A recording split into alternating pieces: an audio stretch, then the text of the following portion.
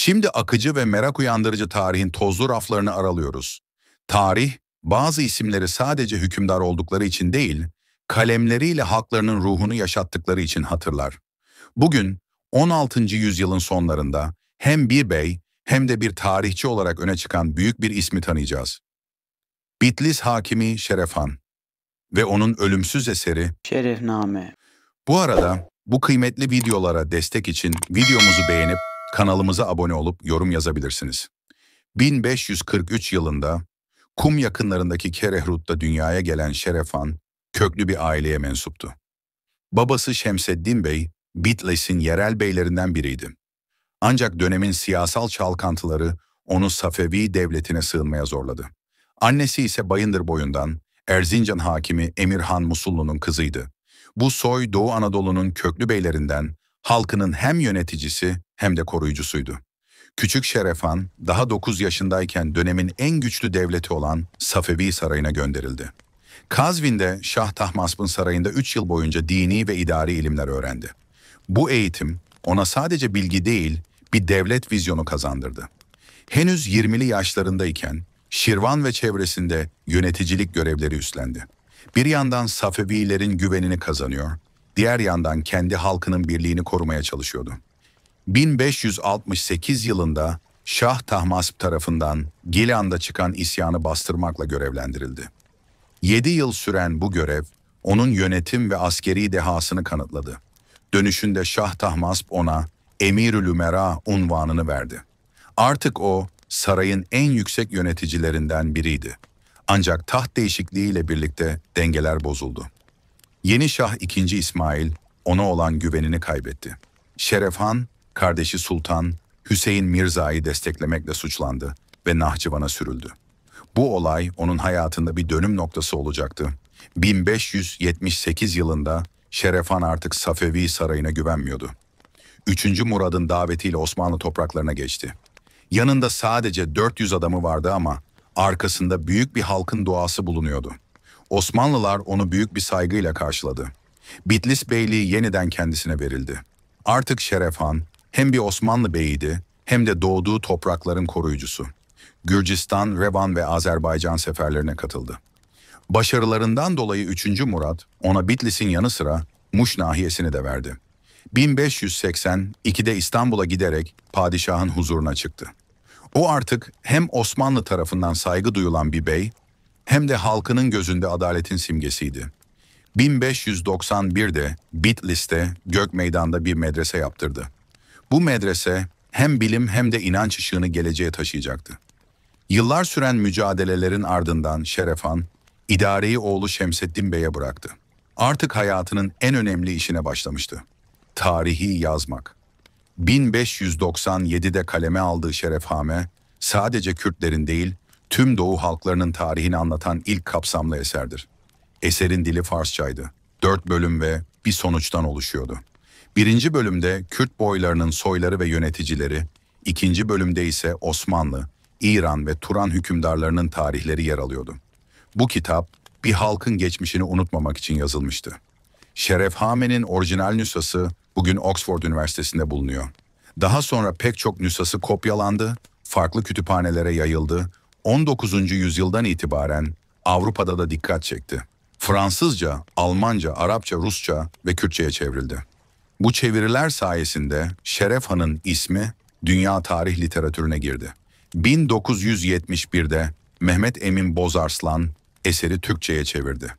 Böylece Kürt tarihi ve Osmanlı-İran tarihi adıyla 2 ayrı kitap haline geldi. Şerefhan yalnızca bir yönetici değil, şiir, edebiyat ve ilme meraklı bir bilgeydi. Adil, dindar ve halkına bağlı bir kişilik olarak tanındı.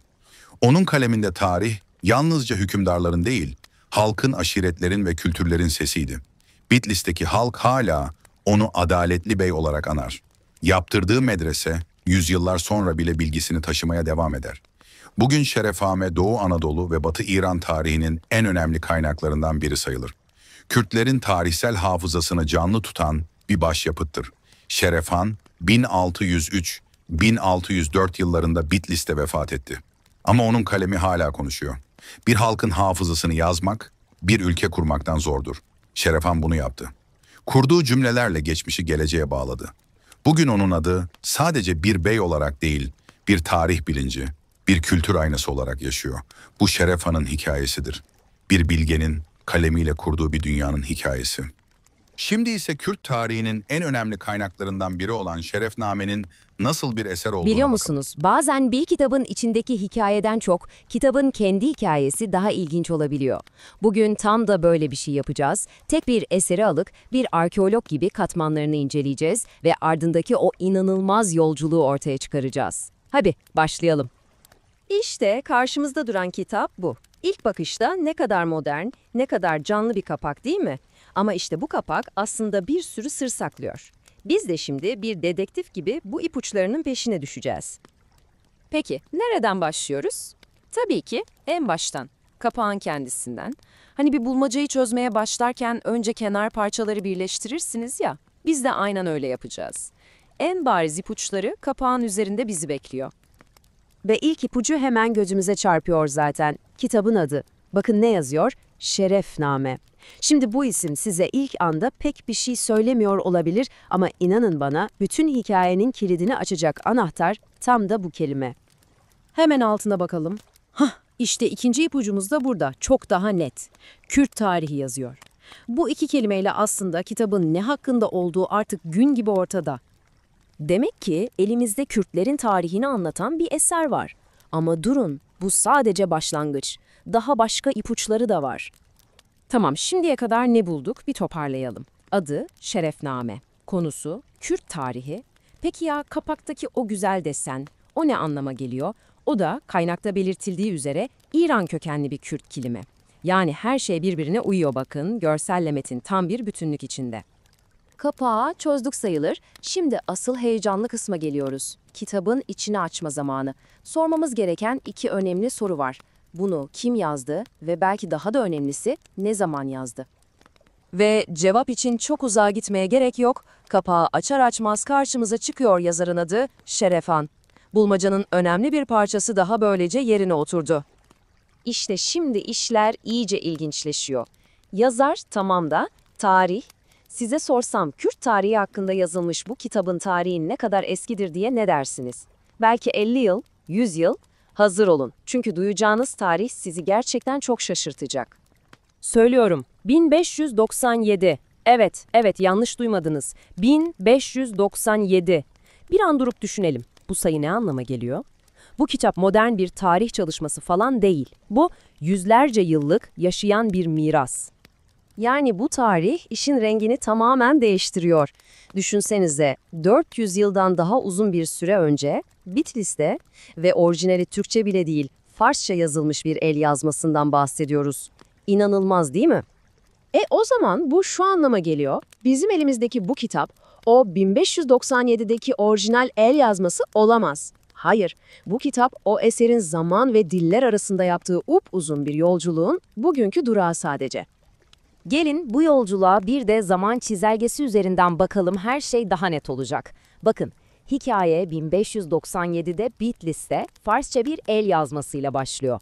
Sonra yüzyıllar sonra 1958'de Kahire'de Arapça olarak basılmaya başlanıyor ve nihayet 1971 yılında bizim şu an gördüğümüz bu Türkçe baskı İstanbul'da yapılıyor. Ne kadar müthiş bir serüven. Yani bakın metnin yolculuğu şöyle, Farsçadan Arapçaya, Arapçadan da Türkçeye. Bu aslında bize bilginin, tarihin nasıl dilden dile, kültürden kültüre aktarılarak korunduğunun canlı bir kanıtı. Peki bu genel hikayeden sonra tekrar elimizdeki kitaba dönelim. Yani bu 1971 baskısına. Bu değerli eseri Türkçe'ye kimler kazandırmış? Gelin o kahramanlara da bir bakalım. Evet, künyeye baktığımızda kimleri görüyoruz? Yayın evi Ant Yayınları, matbaa Osman Bey Matbaası ve tabii ki bu işin en kilit ismi yani çevirmen. İşte burada çok ama çok önemli bir detay var. Çevirmen Mehmet Emin Bozarslan bu eseri orijinal Farsçasından değil, Kahire'de basılan Arapça versiyonundan Türkçe'ye çevirmiş. Bu durum kendisinin bu aktarım zincirindeki rolünü daha da kritik hale getiriyor. İşte bu iki görüntü anlattığımız her şeyi aslında tek karede özetliyor. Solda o modern cıvıl cıvıl kapak var, sağda ise o tarihin ağırlığını taşıyan ciddi yayın bilgileri. Yani bir anda kitabın bugünkü yüzü, Diğer yanda ise asırlık geçmişi. İkisi bir arada. Sonuç olarak ne diyoruz? Bu kitabın sadece içinde yazanlar değil, bugüne kadar gelme hikayesi de başlı başına bir tarih. Yani yolculuğun kendisi, hikayenin ta kendisi olmuş aslında. Ve bitirirken aklımıza şu soru geliyor. Acaba kitaplıklarımızda duran daha nice kitap böyle inanılmaz hikayeler saklıyor? Belki de bundan sonra elinize aldığınız her kitaba sadece bir içerik olarak değil, aynı zamanda kendi hikayesi olan bir nesne olarak bakarsınız. Kim bilir sizin rafınızda hangi sırlar gizli?